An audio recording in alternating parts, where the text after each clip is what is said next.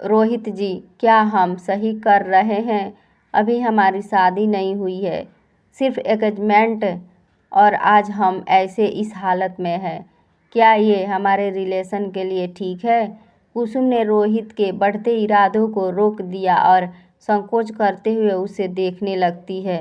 कुसुम के रोकने से रोहित थोड़ा सा गुस्साते हुए बोला, कुसुम कम ऑन यार, ग्रो अप। यहाँ लोग बिना एंगेजमेंट की ही सब कुछ कर लेते हैं। वैसे भी हम तो जल्दी ही शादी करने जा रहे हैं, तो फिर ये ड्रामा क्यों? देखो, बी प्रैक्टिकल। और वैसे भी क्या फ़र्क पड़ता है, हम तो फ्यूचर में हस्बैंड एंड वाइफ होने वाले हैं ही है। कुसुम ने अब नज़रें झुकाई और बोली, हाँ, पर वर कुछ नहीं। देखो बाहर मौसम कितना सुहाना है, इस रोमांटिक पल को एंजॉय करो।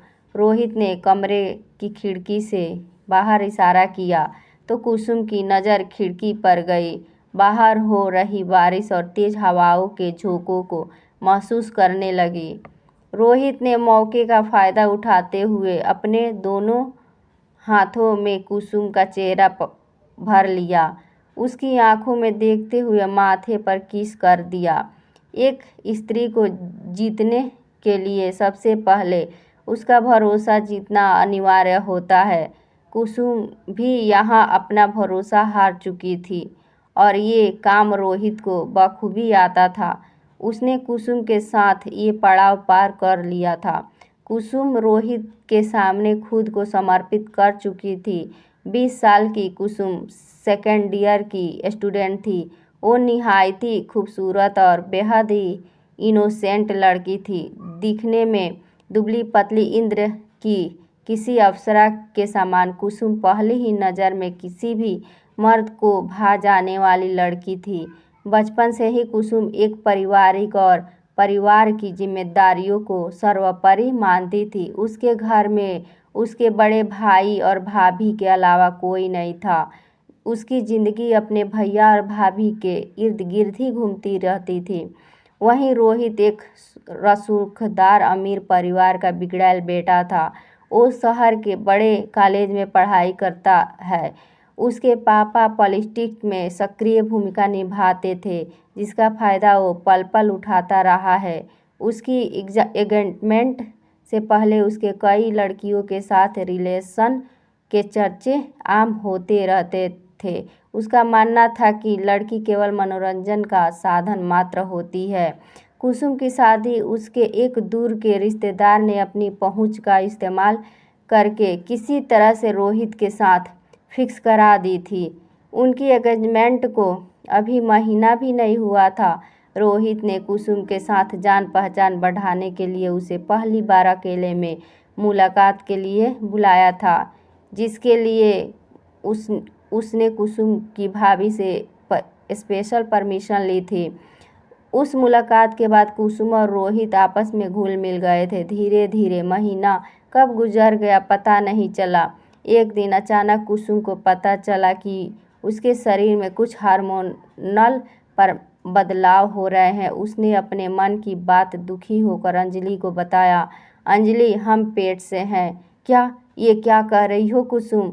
अभी लास्ट मंथ ही तुम्हारी मंगनी हुई है और अब पेट से? अंजलि ने कुसुम को हैरानी से पूछा। कुसुम अपने कमरे की खिड़की के पास आंखों में आंसू और हाथ में प्रेगनेंसी टेस्टिंग किट लिए खड़ी थी, जिसमें गहरे लाल रंग की 2 लकीरें कुसुम के प्रेग्नेंट की साफ साफ गवाही दे रही थी। अंजलि कुसुम की बेस्ट फ्रेंड थी। कुसुम और अंजलि के बीच कुछ भी छुपा नहीं रहा था। तुम ऐसे स्टैचू क्यों बनी हुई हो? अरे तो क्या हो गया अगर प्रेग्नेंट हो तो? मुझे तो बहुत खुशी हो रही है, मैं जल्दी ही मौसी बनने वाले हूँ। अंजलि ने कुसुम को खुश करने के लिए मजाक किया। कुसुम ने अपने आंसू साफ किए और उसे घूरते हुए कहा, तुम्हें मजाक सूझ रही है? हमारे कुछ समझ नहीं आ रहा है, क्या करे क्या नहीं। अंजलि फिर से मुस्कुराने लगी। अरे मज़े तुमने लिया है तो सज़ा भी तुम्हें ही मिलेगी ना, मुझे तो नहीं। अंजलि प्लीज़, हम मजाक नहीं कर रहे हैं। कुसुम ने चिल्लाते हुए कहा। ओके सॉरी बाबा, मैं तो मजाक कर रही थी। अच्छा एक बात बताओ, तुमने रोहित को नहीं बताया इसके बारे में? सुबह से कॉल कर रही हूँ, वो फ़ोन ही नहीं उठा रहा है, मैसेज भी किया है। कुसुम ने फिर से फ़ोन अपने हाथ में लिया और मैसेज करने लगी। अच्छा सुनो, तुम जल्दी से रेडी हो जाओ, आज क्लास करनी है, इसके बारे में हम रास्ते में बात करेंगे। अंजलि और कुसुम एक साथ घर से रेडी होकर कॉलेज जाने के लिए गांव के बस स्टॉप जा पहुंची। तभी अंजलि की नज़र भोलू पर पड़ी। अचानक से उसके कदम रुक गए। भोलू जो गांव का छट्टा हुआ मवाली टाइप का गुंडा था, उसका काम सुबह से शाम तक लोगों को परेशान करना और लड़कियों को छेड़ना का था। इस काम में उसका हाथ उसके गैंग के मेंबर्स देते थे। क्या हुआ, तुम रुक क्यों गई? कुसुम ने अंजलि को हैरानी से पूछा। देखो तुम्हारा पुराना आशिक भोलू तुम्हारा बेसब्री से इंतजार कर रहा है। अंजलि की आंखों में भोलू का खौफ साफ साफ नजर आ रहा था। कुसुम ने अपने सामने हंसते मुस्कुराते भोलू को देखा तो उसका गुस्सा सातवें आसमान पर पहुंच गया। बहुत बर्दाश्त कर लिया इस मवाली को, आज इसकी औकात इसे दिला के ही रहूंगी। आज के बाद ये रहेगा या मैं नहीं। कुसुम जल्दी से उसकी ओर लपकी, तभी अंजलि ने उसे दौड़कर पकड़ लिया। पागल हो गई है क्या कुसुम? तुझे पता है भी है किसके मुंह लगने जा रही है? बदतमीज है वो, एक मिनट भी नहीं लगेगा तेरी बेइज्जती करते हुए। चल रहने दे, हम आगे वाले स्टॉप से बस पकड़ लेंगे। कुसुम अभी भी भोलू को ही घूर रही थी। भोलू भी समझ गया था आज कुसुम कुछ उखड़ी हुई लग रही है।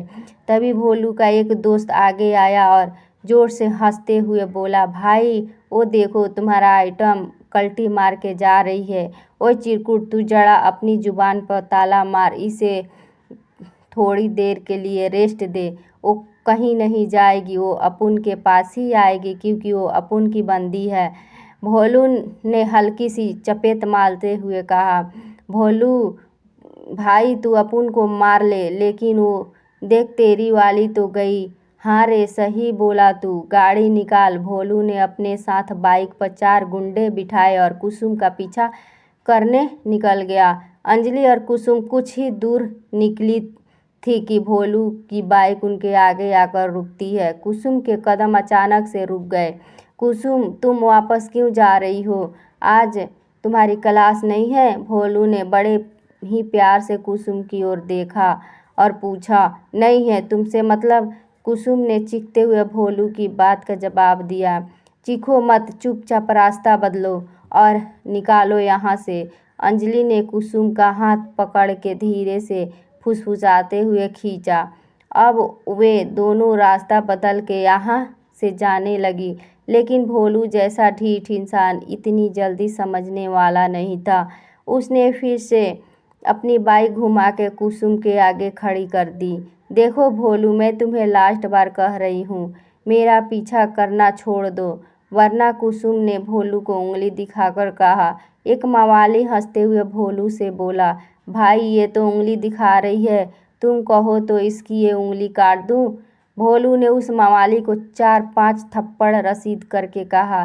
सोचना भी मत, कुसुम को जो कहना है करना है वो कर सकती है, आखिर हमारी मोहब्बत है। वो कुसुम को घृणित नज़रों से देख रही थी।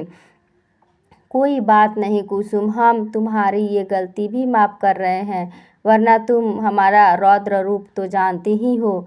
क्या कर लोगे? हाँ बोलो, क्या कर लोगे? मैं चिल्ला चिल्ला के पूरे गांव को बता दूंगी कि तुम मेरा पीछा करते हो, मुझे परेशान करते हो, पुलिस में भी बताऊंगी। कुसुम का गुस्सा आज फट पड़ा था। कुसुम उसे खरी खोटी सुना रही थी और भोलू मुस्कुराए जा रहा था। तभी अंजलि उसे पकड़ के खींच ली और चली गई। मवाली आखिर समझता क्या है अपने आप को। ठीक है जाओ, आज तुम्हें लेट हो रहा होगा, कल मिलते हैं। भोलू ने मुस्कुराते हुए हाथ हिला के बाय कहा। तभी अंजलि ने उसे शांत कराते हुए कहा, चल शांत हो जा, कम से कम आज के लिए तो जान बची। वे दोनों कुछ कदम ही आगे चली गई कि कुसुम का फ़ोन रिंग करने लगा। कुसुम ने देखा तो ये कॉल रोहित का था।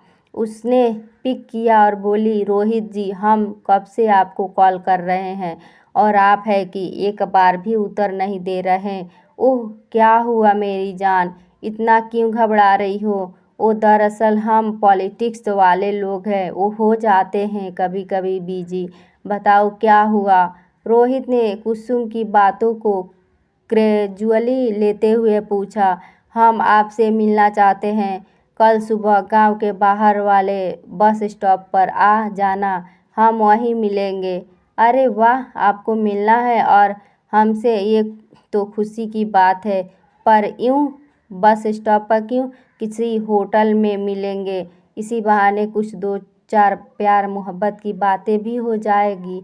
रोहित जी बातों से उसके मंसूबे साफ समझ आ रहे थे, लेकिन कुसुम इस बार ऐसा वैसा कोई भी काम करने वाली नहीं है थी। उसे तो अपनी प्रॉब्लम के बारे में रोहित को विस्तार से बताना था। नहीं रोहित जी, हमारे पास इतना वक्त नहीं होगा। हम कॉलेज जाते वक्त आपसे कुछ देर बात करना चाहते हैं। प्लीज़ हमारी बात मान लो। ठीक है, हम तुम्हारी सारी बात मानेंगे, पर एक बात तुम्हें भी माननी होगी। ठीक है, हम कल मिलते हैं, सेम टाइम पर, बाय। क्या होगा कुसुम की प्रेगनेंसी का? क्या रोहित शादी से पहले प्रेग्नेंट लड़की से शादी करेगा? कैसे कुसुम करेगी अपने घर वालों का सामना? जानने के लिए देखिए इस कहानी का अगला भाग। दोस्तों, कहानी अच्छी लगी है तो लाइक और सब्सक्राइब कीजिए।